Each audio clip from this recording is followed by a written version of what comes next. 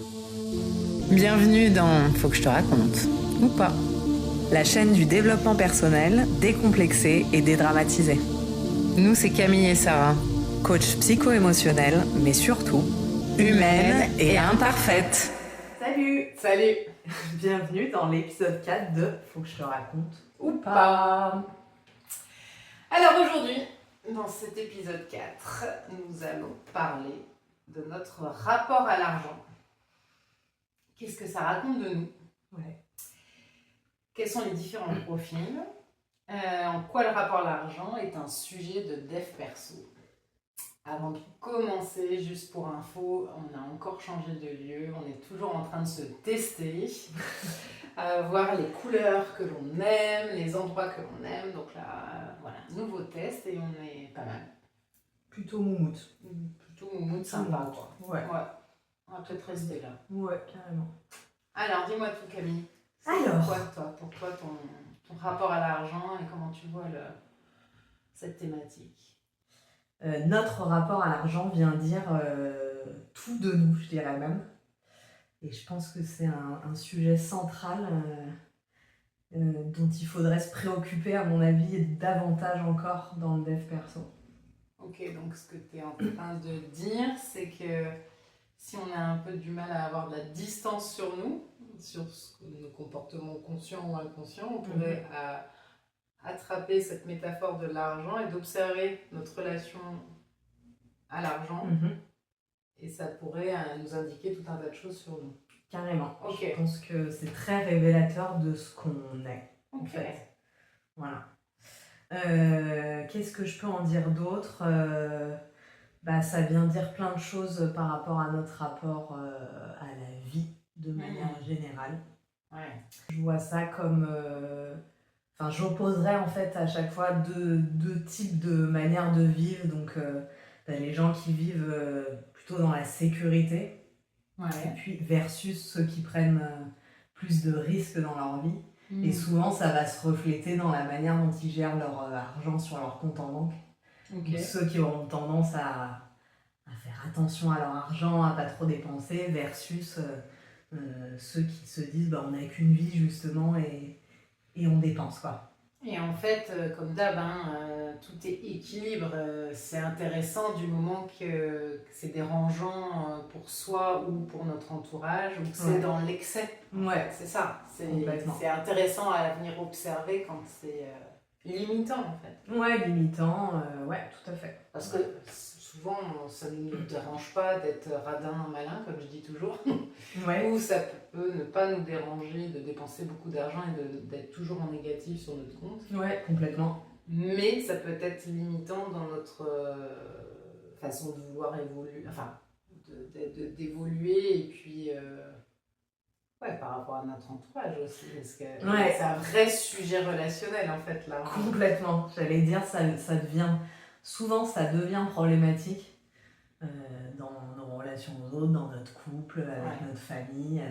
C'est eux souvent qui viennent nous dire que « Ah ouais, tiens, c'est bizarre quand même. Ta manière de voir les choses. Voilà, ta manière de voir les choses par rapport à l'argent. Voilà ce que j'avais pu mettre. Je parlais aussi de ceux qui ont tendance à tout anticiper versus ceux qui vivent plus dans le moment présent. Et ceux qui anticipent beaucoup, qui sont dans le contrôle, auront peut-être plus tendance justement à être des épargnants versus ceux qui sont dans le moment présent, tout comme ceux qui prennent des risques en fait. C'est un peu les mêmes profils, je dirais.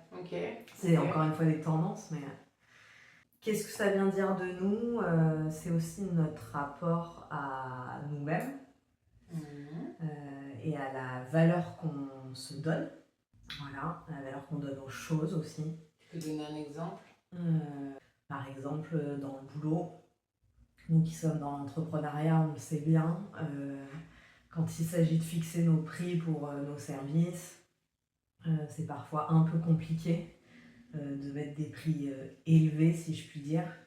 On a parfois tendance à se sous-estimer, sous-évaluer et à mettre des prix un peu bas parce qu'on n'a pas confiance, parce que ça va être trop cher, etc. Donc ça c'est en rapport avec la valeur qu'on se donne et la valeur qu'on donne à nos services en fait, à nos compétences. Et d'ailleurs la conséquence c'est de ne pas s'en sortir, de ne pas pouvoir vivre de notre activité. Complètement. Ouais, tout à fait. Et puis un service trop peu cher pour ce que c'est va attirer une certaine aussi clientèle. Ça, faut en avoir conscience, hein. C'est l'histoire de la loi d'attraction qui revient souvent, mais... On attire ce que l'on vibre. Ouais, exactement. Ouais. Et pour un salarié, du coup? Et pour un salarié, ça va être les gens qui ont parfois du mal à demander des augmentations à leur boss, parce qu'ils ont peur. Et encore une fois, c'est une histoire de sous-estimation de leurs compétences, quoi. Et qui, d'ailleurs, font beaucoup d'heures, qui sont corps et âme pour leur entreprise, qui ont toujours besoin de montrer qu'ils donnent, mais par contre, ne demandent rien en retour, quoi. Il n'y a pas de flux, en fait. Exactement, et je pense qu'on retrouve ces profils-là dans ceux qui font des burn-out, typiquement. Par exemple. Effectivement. Pour moi, c'est un des grands sujets tabous, l'argent, encore plus en France qu'ailleurs. Donc c'est très culturel aussi. Aux États-Unis, c'est pas du tout la même approche, par exemple, sur notre relation à l'argent. Et d'ailleurs, on s'était dit toutes les deux qu'il y avait 2 gros sujets tabous et on en a trouvé un 3e là, récemment. Donc il y a l'argent, la sexualité et on vient d'en trouver un autre, c'est l'alimentation, notre manière de nous alimenter. Donc c'est un vrai sujet tabou parce que effectivement ça vient toucher à nos croyances et à notre intimité. Et c'est extrêmement complexe parce qu'on est beaucoup conditionné par notre société française qui en a fait un sujet tabou. Je voulais rebondir sur les émotions par rapport à notre rapport à l'argent. Et finalement, souvent, on a un peu honte en fait de parler d'argent en France. Mais aussi bien dans un cas que dans l'autre, aussi bien quand on en gagne beaucoup, ça dépend de qui, mais voilà, que quand on n'en gagne pas beaucoup, parce que du coup ça veut dire que... on n'en a pas. Voire on n'en a pas, voilà. Et on dépend du RSA, de la société, de notre société. Et du coup, qu'est-ce qu'on est quand on gagne que le SMIC? Qu'est-ce qu'on est quand on gagne 20 000 €? C'est ça en fait. Qui on est derrière le chiffre qu'on gagne en fait. Finalement, le critère d'évaluation pour venir explorer des croyances cachées et nos peurs, nos croyances limitantes et nos peurs, les critères, c'est plus l'émotion qu'il y a derrière. C'est pas l'excès ou d'argent ou non, pas d'argent. Je suis assez d'accord, c'est venir s'explorer. Tiens, quand mon compte en banque, je le vois vide, est-ce que ça me fait quelque chose ou pas? Qu'est-ce qui se passe? Il n'y a pas d'émotion, ok, apparemment il n'y a pas de sujet avec le vide intersidéral sur mon compte en banque. C'est ça. Alors qu'il y en a d'autres pour qui c'est panique totale. Et puis il y en a d'autres qui vont avoir 20 000 € sur leur compte, qui vont s'exciter à fond et qui vont tout dépenser au casino. C'est-à-dire qu'une émotion, elle peut être désagréable, mais elle peut être aussi agréable et elle peut être aussi destructrice. Destructrice, Parce qu'avoir 20 000 balles et aller les dépenser en 3 heures au casino, la joie peut être une émotion excessive et destructrice aussi, d'ailleurs. Complètement. Donc si on devait résumer, c'est très représentatif de nos croyances limitantes et de nos peurs. Donc genre croyances limitantes, l'argent c'est sale. Je dois économiser, mettre de côté, c'est hyper important. On ne sait jamais. Et on ne sait jamais, j'ai remarqué, on peut le mettre dans plein de choses. On peut le mettre dans notre valise aussi. Quand on fait notre valise, oui, mais on ne sait jamais quoi. S'il pleut, s'il fait chaud. On en a un tout petit peu parlé, mais l'argent c'est intéressant à venir observer comme lieu d'abondance et de loi d'attraction. Quand on a un peu travaillé sur le sujet de l'argent, comme nous deux on l'a fait, par exemple, on a fait pas mal de webinaires et donc tout un tas d'exercices concrets, passionnants sur la question de l'argent. On peut aller se permettre d'aller manifester. Il y a certaines règles de la manifestation. Ouais. C'est pas de la magie. Non. C'est ça. Oui, par exemple, moi je suis quelqu'un qui suis assez contrôlante sur le sujet de l'argent, et après avoir regardé ces webinaires, ça m'a quand même vachement aidé à lâcher prise là-dessus, et déjà à changer ma manière de penser, parce que je pense que ça démarre vraiment là. On le sait, la pensée est hyper créatrice de notre vie matérielle, de notre environnement, de tout. J'ai passé beaucoup de temps à dire oui, j'ai pas trop d'argent, oui, tu comprends, moi c'est ric-rac, non, je fais pas ci, je fais pas ça. Et en fait, d'être dans ce mood-là en permanence, t'attires pas l'abondance en fait. Et à partir du moment où j'ai commencé à lâcher prise et à me dire ok, tout va bien, certes, oui, j'ai pas beaucoup d'argent, mais déjà je vais faire en sorte d'en avoir plus. Donc quand on se met dans un mood positif, ce qui se passe derrière, c'est que tu as une énergie qui te vient et qui te porte et qui te permet de te mettre en action derrière, quoi. Ça te motive réellement. Et le fait de te mettre en action, forcément t'attires des trucs cool, t'attires des opportunités. Des opportunités, exactement. C'est ça. Des clients, pour mon cas en coaching. Je l'ai testé, c'est approuvé, quoi. C'est vrai, quoi. Donc non, c'est pas que de la magie. Derrière, il y a quand même un truc pragmatique de oui, mais je me suis mise en action. Mais avant, c'est le mindset qu'il faut changer. Ouais, c'est ça.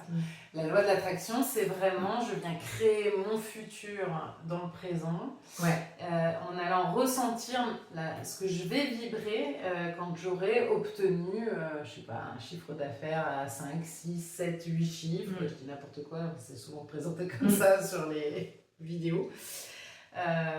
Et je lâche prise sur le comment et le quand. Voilà. C'est un sujet sur lequel on reviendra. Je pense que ça aussi, on a des sujets préférés. Donc le sujet de l'argent et la loi d'attraction est juste derrière, je pense. C'est clair. Et moi aussi, j'ai un exemple où je fais mon business plan chaque année pour l'année d'après. Et donc j'y vais petit à petit, puisque j'ai encore beaucoup de peur. J'étais dans la fonction publique et pendant 20 ans, et je suis passée il y a 3 ans entrepreneuse.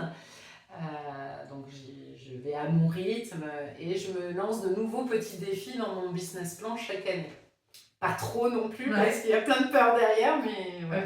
Et j'ai remarqué que ce qui était écrit l'année d'avant, c'est réalisé. Là, si je vérifie ce que j'ai écrit il y a 1 an, parce qu'en général je le fais en novembre, je l'ai réalisé. Et parce que j'ai lâché prise, je l'ai ancré dans la matière, dans mon tableau Excel, et après je l'ai laissé faire. Mais tu as écrit des chiffres ou tu as écrit des projets ? Les deux. Les deux. Je fais les deux. En fait. Projet chiffré, un projet avec des chiffres. Parce que, ok, d'accord. Donc je suis passionnée. C'est clair. Ok. Et aussi, qu'est-ce que j'ai... c'est l'argent, c'est un outil pour réaliser aussi ses objectifs ambitieux, d'épanouissement. Enfin, on peut pas, quoi qu'il en soit, on ne peut pas rien faire sans argent. Tout à fait. Il est là tout le temps, c'est clair. Aussi, j'aimerais bien évoquer avec toi, c'est aussi... l'argent, c'est un vecteur de contribution et d'impact sur le monde. En fait, au-delà de soi, gagner de l'argent, c'est aussi ouvrir à de nouvelles opportunités peut-être plus grandes. Et de se dire, cet argent-là que je gagne, par exemple, me permet d'avoir encore un projet plus grand de société, en tout cas avec un groupe petit ou grand.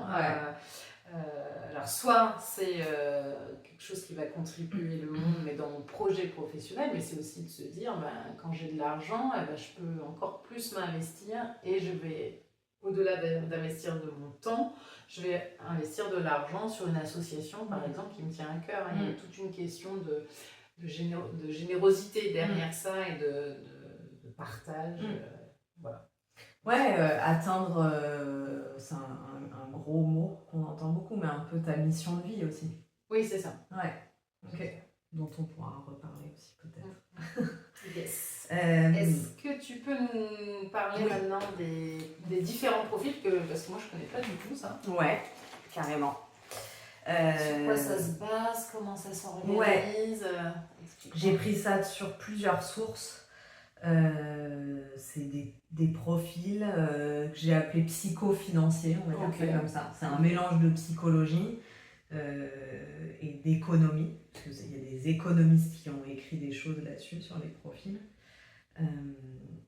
Avant toute chose, je voudrais dire que c'est des tendances, des grandes tendances, et qu'on peut se retrouver dans plusieurs profils là que je vais décrire.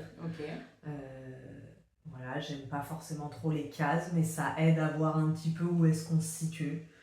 Ça veut pas dire que ça peut pas changer selon ton âge, la période, voilà, le contexte, l'environnement, ta période de vie, etc. quoi. Ok. Voilà. Donc le premier profil que j'ai noté, c'est l'écureuil. Voilà. Ce petit animal qu'on adore. C'est marrant puisque le logo, alors je sais pas si ça l'est encore, mais le logo de la caisse d'épargne c'était l'écureuil. Je sais pas si ça l'est encore, mais quand j'étais petite, en tout cas c'était l'écureuil. Ouais, bah, c'est bien représentatif. Ouais. Celui qui garde l'argent. Ouais. C'est ça avec les grosses joues. Des billets plein les joues.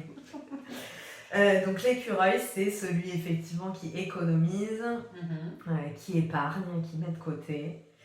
Qui est assez à cheval sur le fait qu'il y a un partage égalitaire quand il va être avec ses amis, avec sa famille. Un sou est un sou. Voilà. Souvent, il dit les bons comptes font les bons amis, d'ailleurs, c'est sa phrase. Il aime bien accumuler son argent, voir l'argent s'accumuler sur ses comptes. Il dépense pas beaucoup, de manière assez utilitaire, on va dire. Et l'argent peut être vraiment une source de stress quand il dépense beaucoup et qu'il a des grosses sommes à sortir d'un coup. Ça peut être une source d'anxiété. Donc c'est quelqu'un qui finalement a besoin de beaucoup de sécurité. Exactement.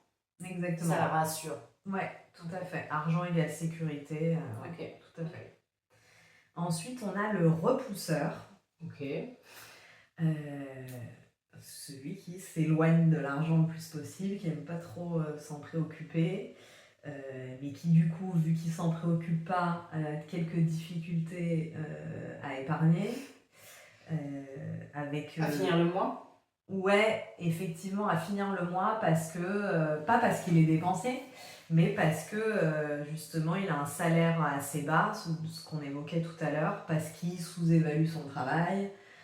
Et il gère mal ? Et il gère mal, ouais. Comme il veut pas voir, il gère pas. Il gère pas, quoi. Il gère pas trop, quoi. Il délaisse un peu les factures, il a peu d'estime de soi. Ouais, en fait, c'est un peu comme s'il avait peur de l'argent, quoi. L'argent le fait flipper, quoi. Voilà. Ensuite, on a les montagnes russes. Donc lui, les montagnes russes, voilà, on imagine bien le truc, c'est qu'il accumule son argent, puis d'un coup il dépense tout. Voilà. Donc il est souvent à zéro, voire en négatif à la fin du mois. C'est quelqu'un qui n'épargne pas du tout.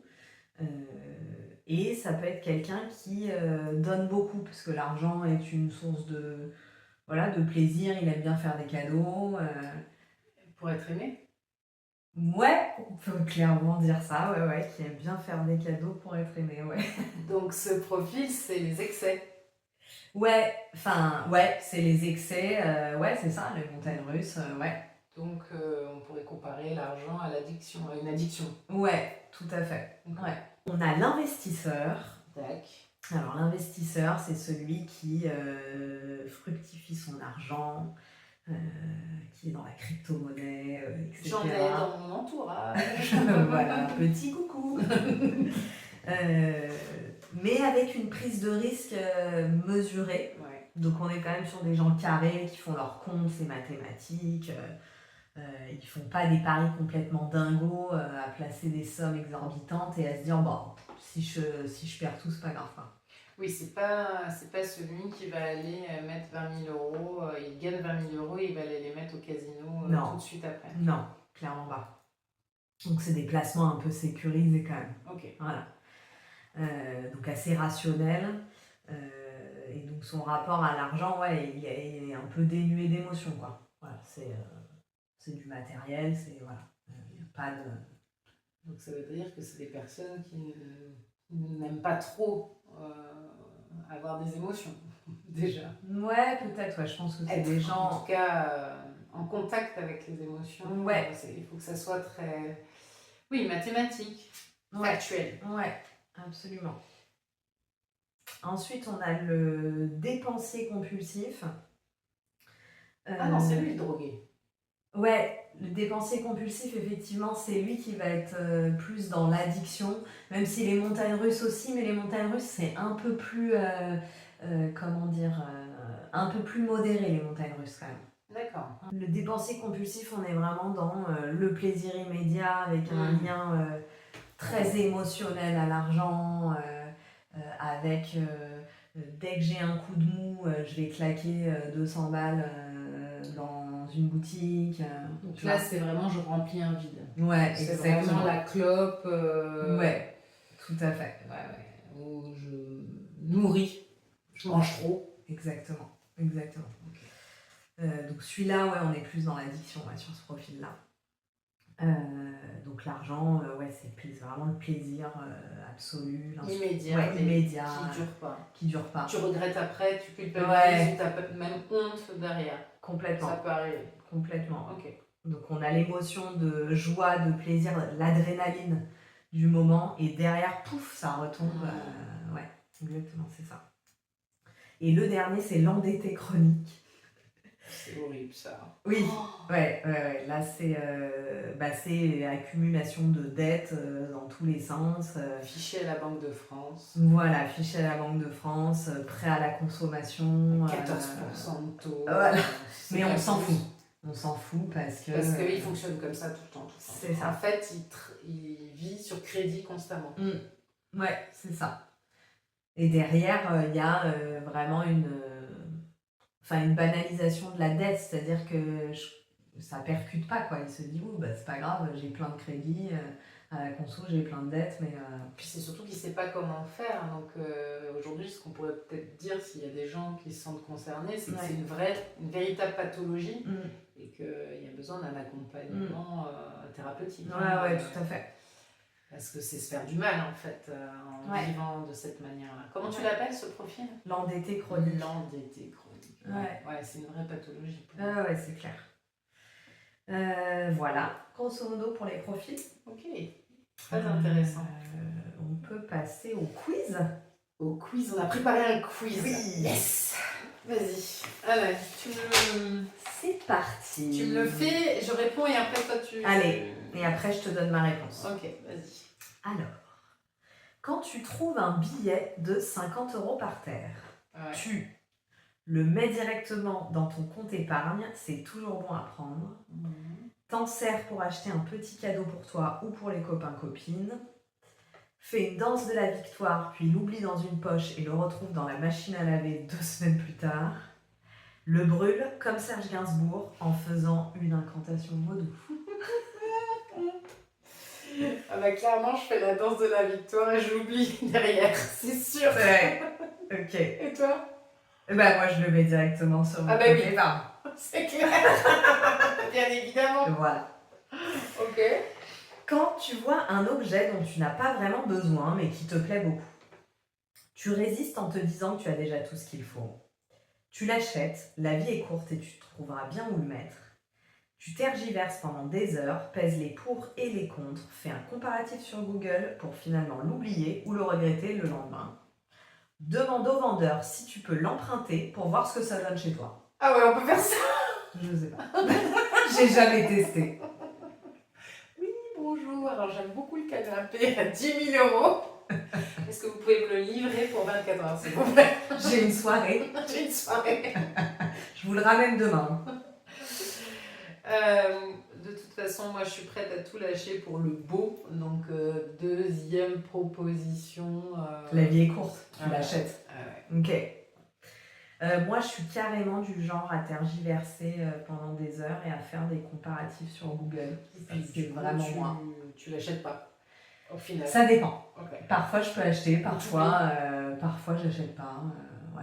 Parce que moi, j'ai remarqué que quand je fais ça m'est déjà arrivé de comparer, de chercher pour un ordinateur, par exemple. Oui. Et puis du coup, j'achète rien en fait. J'ai oublié, il y a trop d'informations. J'adore. Alors, ensuite, tu as reçu une prime au travail, tu en fais quoi? Ouais. Je l'investis dans quelque chose de sûr, histoire de m'assurer un avenir tranquille. Je me fais plaisir, vacances, shopping, c'est quand même pour ça qu'on bosse. Je prévois de tout épargner, mais je finis par faire un mix entre cadeaux, resto et peut-être un petit peu d'épargne.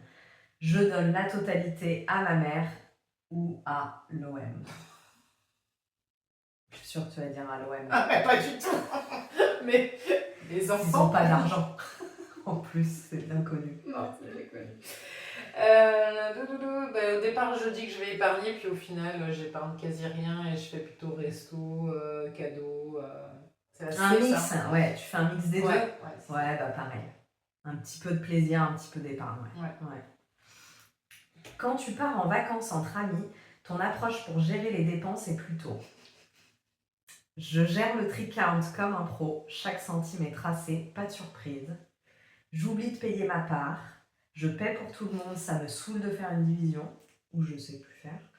Je propose un troc, je paie le dîner, mais vous m'aidez à déménager l'été prochain.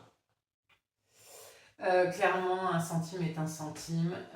Je déteste les conflits. Donc je gère l'appli. Le tri count. T'es allé acheter le pain, 2,25 €. 2,25 €.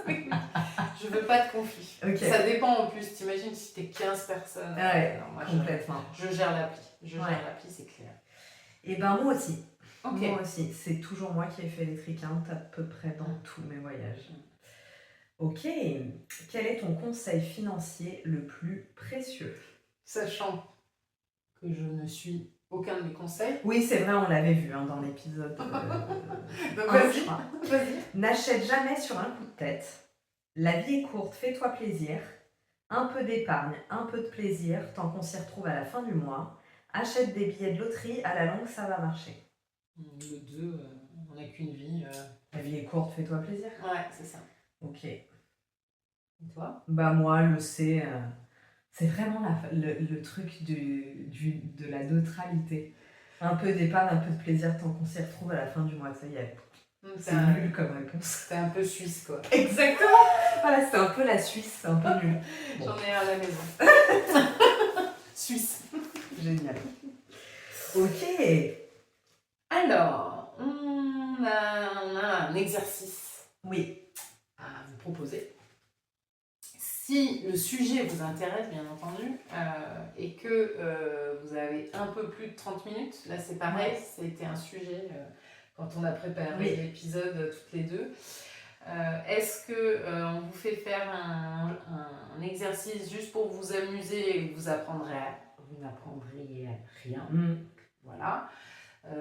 L'idée c'est quand même qu'on vous aide à avoir des prises de conscience, à intégrer des choses dans votre vie pour que ça soit plus confortable, que vous ayez un autre regard sur vous. Donc ce ne sera pas un exercice en 5 minutes. Après, il y a des options et vous les prendrez ou pas. Donc là, on vous propose de faire un tableau des croyances et de vos émotions sur l'argent. Okay. Donc, colonne 1, vous allez écrire toutes vos croyances positives et négatives sur l'argent. Donc, l'argent c'est sale, l'argent fait le bonheur, enfin voilà, tout ça. Vous notez donc toutes ces pensées, toutes ces croyances qui vous viennent assez spontanément. Ne cherchez pas à réfléchir en fait, écrivez. Et puis ça peut être, c'est l'argent est source de stress, etc. Voilà, on peut aller assez loin. Franchement, si vous prenez le temps, vous pourrez en avoir vite une vingtaine. Ouais, je pense. Colonne 2, vous allez noter les émotions associées à chacune de vos croyances. Donc elles peuvent être agréables ou désagréables, ces émotions. Et si vous avez un peu de mal à venir observer vos émotions, vraiment vous dites la phrase et vous venez regarder ce qui se passe dans votre corps en fait, si c'est agréable ou désagréable. Prenez le temps d'explorer ce sur quoi, et ça vous amène, ou alors vous allez même visiter une situation. Ah, j'ai vécu ça avec, je dis n'importe quoi, avec mon fils qui dépensait trop d'argent alors que je ne les avais pas. Remettez-vous dans la situation et venez observer ce que ça vient résonner dans votre corps en fait. Les émotions, elles passent par le corps. Donc vous notez toutes les émotions associées et donc troisième colonne, si vous avez envie d'aller plus loin, à chaque fois, qu'est-ce que ça vient dire de vous en fait. Vous reconnaissez-vous, essayez d'aller plus loin, quelle est l'intention, moi je dirais presque, quelle est l'intention positive derrière votre émotion. Parce que derrière ça, il y a toujours, comme par exemple derrière une peur, il y a toujours au départ une intention positive. Par exemple, la peur, c'est un besoin de sécurité. La protection. La protection.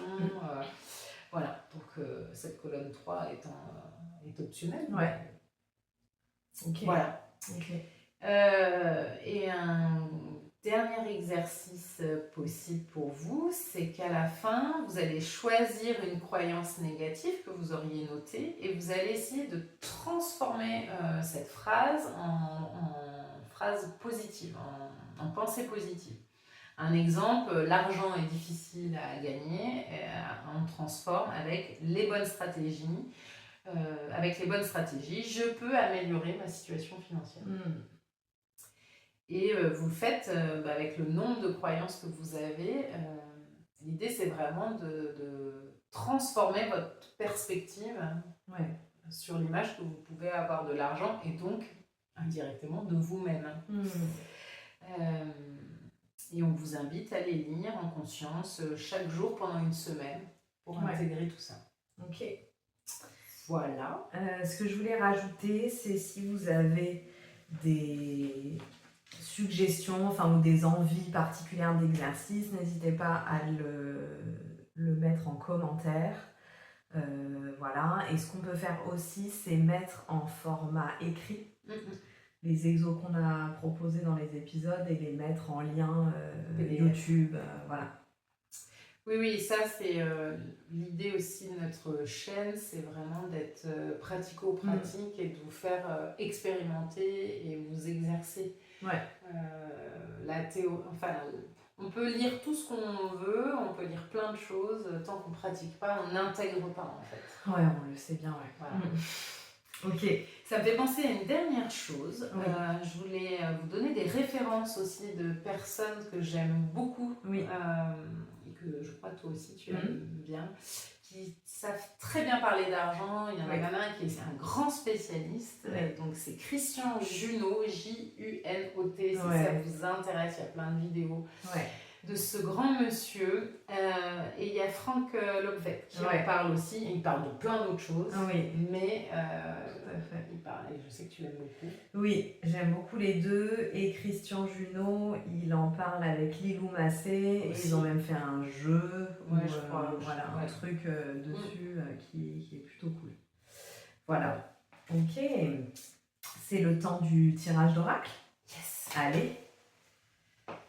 Donc, je te fais tirer une carte. Donc, aujourd'hui, on travaille avec l'oracle de Gaïa. Gaïa, notre terre-mère.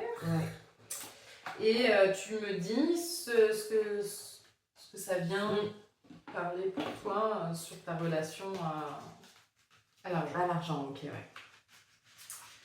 Donc, je ne sais pas trier les cartes. Pas de souci. Non, mais je rêverais faire... moi aussi, j'aime bien. C'est assez classe. Voilà, elle va tout nous foutre par terre. Je ne sais pas faire tirer une carte non plus. Tu sais, ça aussi, j'aimerais savoir le faire. Un super joli truc. C'est vrai. Je dois avoir une petite main de Gollum. De Gollum. De Gollum. Voilà, elle est venue toute seule celle-là. Terre-mère sacrée. Oula. Message d'amour. Ouh. Elle est très belle comme d'habitude. Message d'amour. Ouais, bah ce qui me vient tout de suite là, c'est que je pense qu'il faut mettre beaucoup plus d'amour dans notre rapport à l'argent. Enfin, moi en l'occurrence, hein, c'est moi qui tire la carte. Il faut que je mette plus d'amour, plus de douceur et moins de contrôle, comme ce que j'essaie de faire en ce moment, ouais. Et ne pas voir ça comme un truc qui fait peur, etc. Quoi. C'est cool en fait. L'argent n'est pas un ennemi, mais au contraire, c'est ton ami. Ouais, plutôt en faire un ami, quoi. Un allié, en fait. Voilà ce qui me vient. Il est beau ce cœur. Ouais, il est beau, ouais. Donc à chaque fois qu'il y a l'argent qui arrive à toi, tu t'imagines ce cœur. Exactement. Bah, très jolie carte. Voilà, donc 42, 4 plus 2, 6. Voilà, donc 6 en numérologie. Ouais. Voilà. Il est bien. Ouais. Et c'est un super chiffre. Voilà. Voilà, ça c'est fait. Anecdote. Oui. Anecdote de vie sur notre rapport à l'argent. Je commence. Allez, vas-y. Elle n'est pas très cool. Mm-hmm. J'ai vraiment hésité à en parler ou pas. Et donc j'en ai d'autres de repli. Au cas où. Choisis. C'était, allez, j'y vais. C'était exactement il y a 13 ans, puisque je venais d'avoir mon deuxième petit garçon. Et avec ma meilleure amie d'enfance, on avait décidé de partir en vacances une semaine avec nos enfants, parce qu'on était en congé mat en même temps. Et au final, voilà, on a des familles et des belles familles qui ont des résidences secondaires, et finalement on décide d'aller dans la maison dans l'appartement de ses parents au bord de la mer. Voilà, tout se passe bien. Et au 4e jour, le soir, donc il y a bien quelques jours qu'on était ensemble, entre le débarrassage et le balai, vraiment c'était comme ça, comme ça que ça s'est passé, elle m'annonce que ses parents me demandent une participation financière à la semaine dans l'appartement. Et là, en fait, j'ai pas compris. Ouais. J'ai pas compris. Alors, je vais déjà dire sans analyse, donc j'ai tout gardé pour moi. Moi qui ai peur du conflit, j'ai rien pu dire.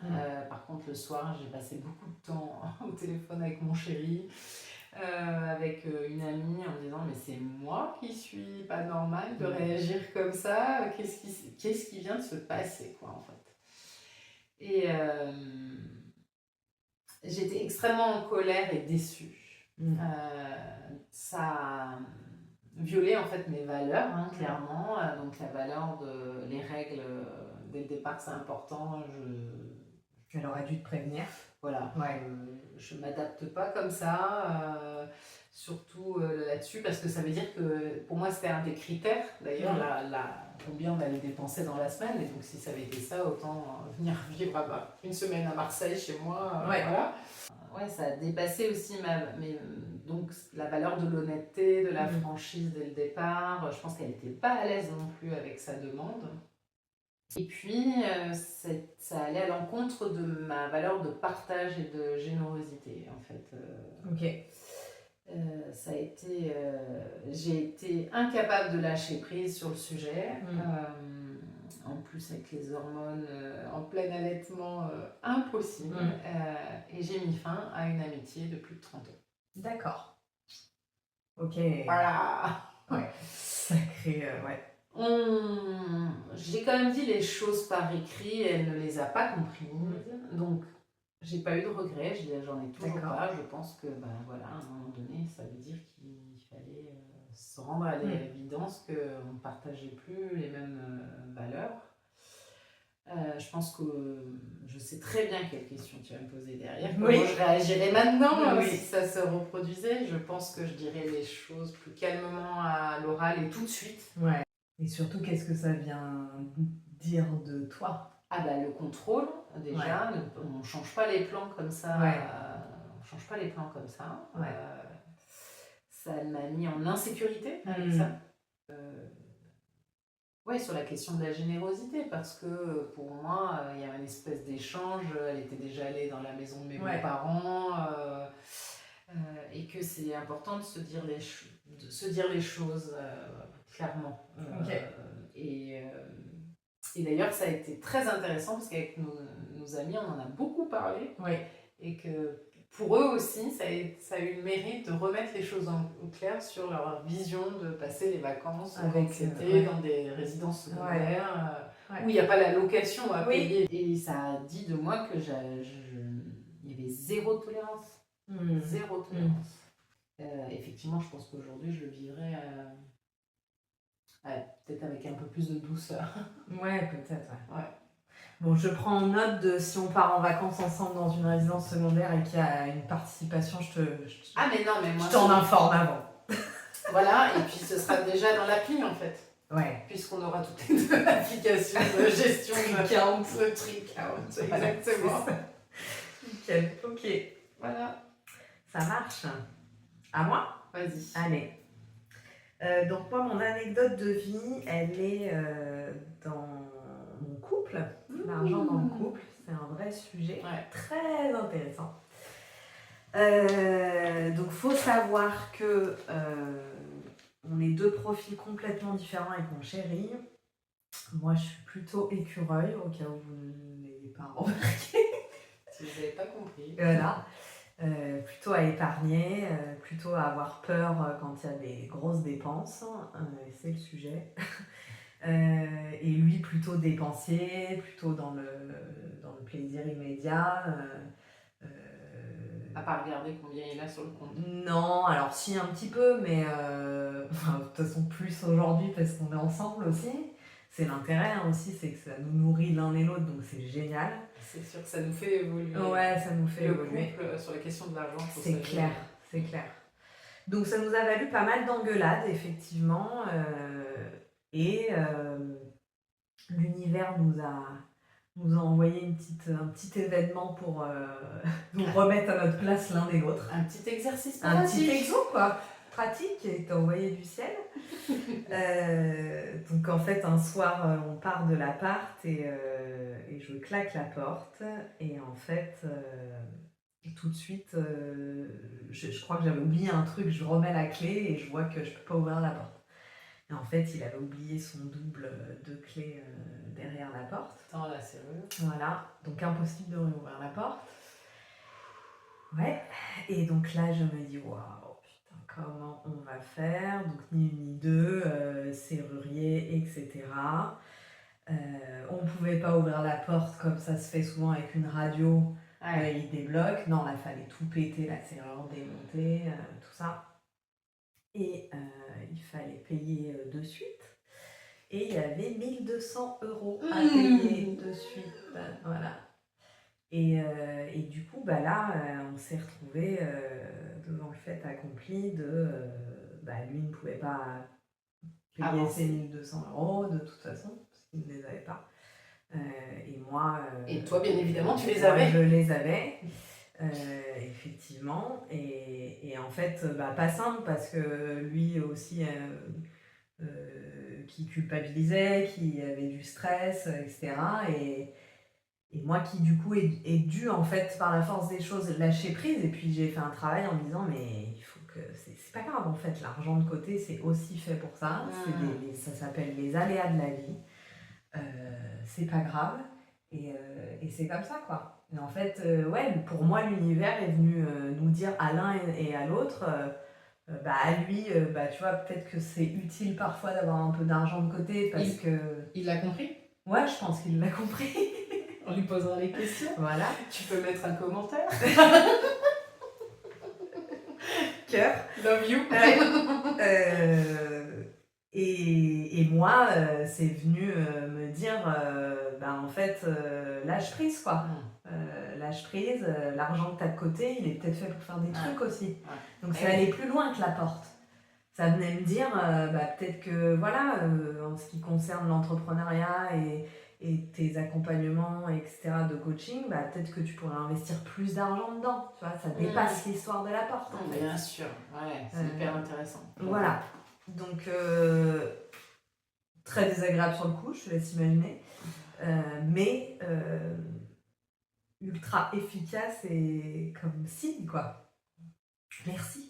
Et de toute façon, tu n'aurais pas compris, et ton chéri n'aurait pas compris, l'univers va te l'envoyer fois 10 000 même, mais dans la tronche.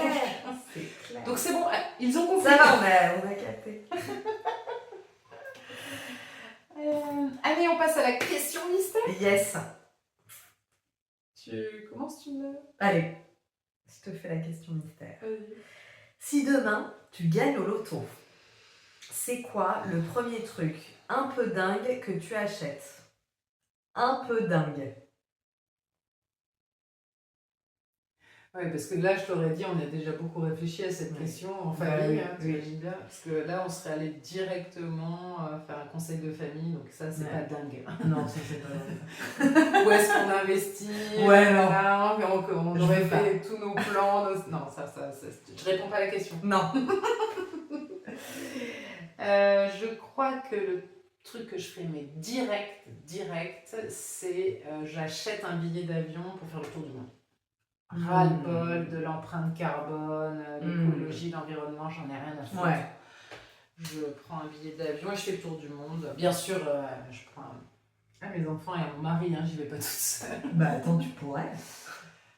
Ouais, non. Non. Je préfère y aller. Pas jusque là. Je suis nulle en anglais, j'ai besoin d'eux.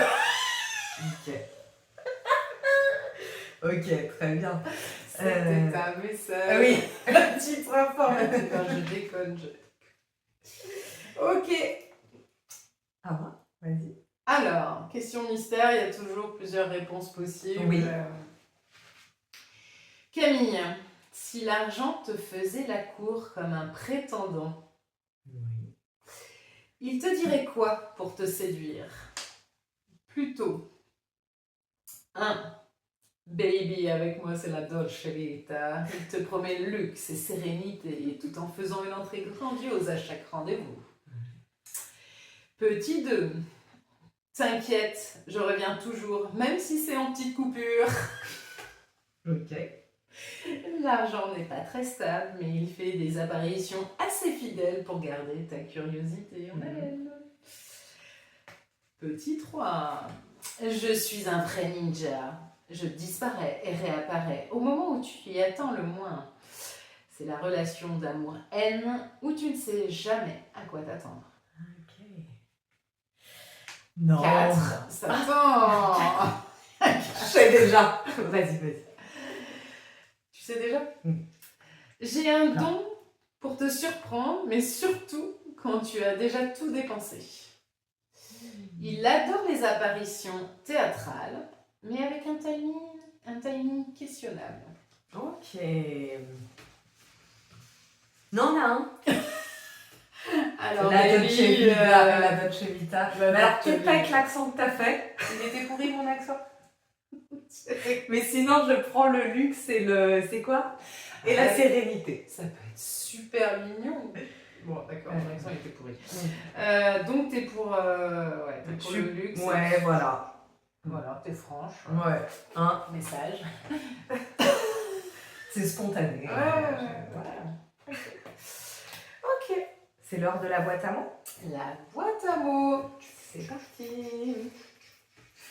Donc, boîte à mots, je rappelle, pour les nouveaux arrivants sur cette chaîne, c'est, il y a plein de mots qui va définir notre prochain thème, du prochain épisode. Ouais.